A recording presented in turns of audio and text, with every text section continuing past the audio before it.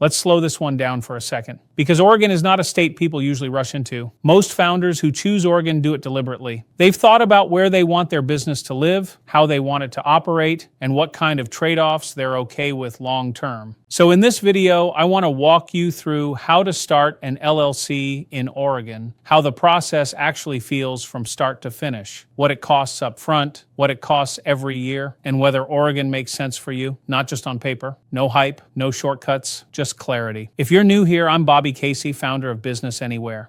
I help founders all over the world set up U.S. companies remotely. Oregon tends to attract a very specific type of founder, so let's talk about it honestly. So first, why Oregon? Oregon is known for being structured, predictable, and very rules-based. And that shows up in how the state handles LLCs. The process is clean, the fees are straightforward. There aren't a lot of surprise requirements, but Oregon does expect you to stay organized and file on time. If you're building a service business, an online company, a creative brand, or something rooted in the Pacific Northwest, Oregon can be a solid, respectable choice. Before anything else, you'll need a business name. In Oregon, your LLC name has to be unique in the state and include LLC, LLC, or limited liability company. You'll check name availability through the Oregon Secretary of State's Business Registry. It's quick, but it's a necessary step. Oregon won't process your filing without a cleared name. And this is a good moment to pause and think a step ahead. Branding, domains, and future expansion. Oregon makes name changes possible, but it's always easier to get it right the first time. Once the name is set, you'll need a registered agent. Every Oregon LLC must have a registered agent with a physical street address in the state. This is the person or company responsible for receiving legal documents and official state notices. If you live in Oregon, you can act as your own registered agent. Just keep in mind that your address becomes public record and you're expected to be available during business hours. Many founders, especially remote ones, choose a professional registered agent so they don't have to think about it again. All right, now we're ready to actually form